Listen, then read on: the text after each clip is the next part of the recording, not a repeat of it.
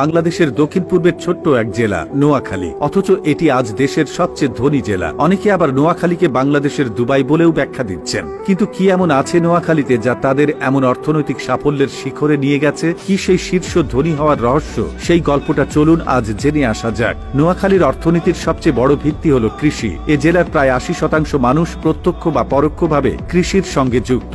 নিচু জমি আর নদী বিধৌত এই অঞ্চলে শাকসবজি ও ধান চাষের পাশাপাশি মাছ ধরাও বিরাট একটি ব্যাপার। চরের বিস্তীর্ণ এলাকাগুলোতে শীতকালে ফসল ও শাকসবজি চাষ হয়, যা শুধু নোয়াখালী নয়, দেশের বিভিন্ন অঞ্চলেও সরবরাহ করা হয়। আর মৎস্য খাত তা তো রীতিমতো এই জেলার লাইফ লাইন। নদী আর সাগরের মাঝে বসবাস করা মানুষগুলো মাছ ধরার কাজে এতটাই দক্ষ যে এই খাতটি স্থানীয় অর্থনীতিতে বড় ভূমিকা রাখে। শুটকি উৎপাদন, মাছ সংরক্ষণ ও রপ্তানি করেও এখানে অর্থের চাকা ঘুরছে। পাশাপাশি প্রবাসী আয়ও নোয়াখালীতে বেশ সমৃদ্ধ। নোয়াখালীর সবচেয়ে বড় শক্তি কিন্তু তাদের প্রবাসী জনগোষ্ঠী। মধ্যপ্রাচ্য থেকে শুরু করে ইউরোপ সহ সারা বিশ্বে নোয়াখালীর মানুষ ছড়িয়ে আছে। প্রবাসে কঠোর পরিশ্রম করে তারা যে রেমিটেন্স পাঠাচ্ছে তা শুধু নোয়াখালীর নয়, গোটা বাংলাদেশের অর্থনীতিকেও শক্তিশালী করছে। নোয়াখালীর মানুষের বড় একটি গুণ হলো তারা খুব দ্রুত প্রবাসে যাওয়ার জন্য প্রয়োজনীয় অর্থ জোগাড় করতে পারে। ফলে অন্য জেলার তুলনায় তারা বেশি সংখ্যায় বিদেশ যায় এবং দেশের অর্থনীতিতে বড় অবদান রাখে। নোয়াখালীর মাটি যেমন উর্বর, তেমনি শিল্প ও ব্যবসার দিক থেকে এখানকার মানুষের রয়েছে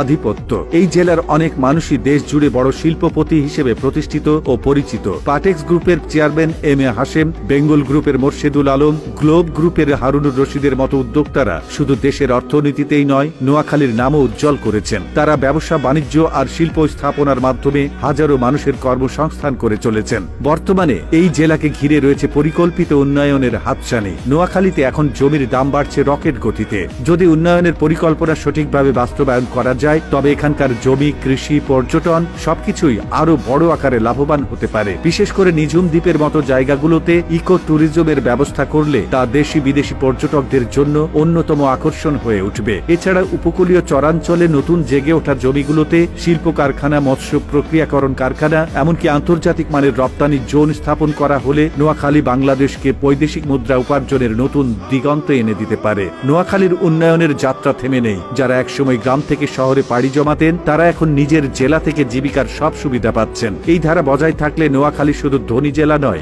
বাংলাদেশের অর্থনৈতিক উন্নয়নের প্রাণকেন্দ্র হতে পারবে। নোয়াখালীকে যদি সঠিকভাবে গড়ে তোলা যায়, তবে এটি হবে দেশের অর্থনৈতিক উন্নয়নের রোল মডেল। আর কে না জানে, হয়তো খুব শিগগিরই নোয়াখালী বিভাগ নামে নতুন একটি প্রশাসনিক অঞ্চলও স্বীকৃতি পাবে। তো বন্ধুরা, ভিডিওটি কেমন লাগলো তা আমাদের কমেন্ট করে জানাতে ভুলবেন না। পরবর্তীতে দেখা হবে নতুন কোনো তথ্য নিয়ে। সে পর্যন্ত ভালো থাকবেন, সুস্থ থাকবেন এবং আমাদের পেজটি ফলো করে সাথেই থাকবেন। ধন্যবাদ।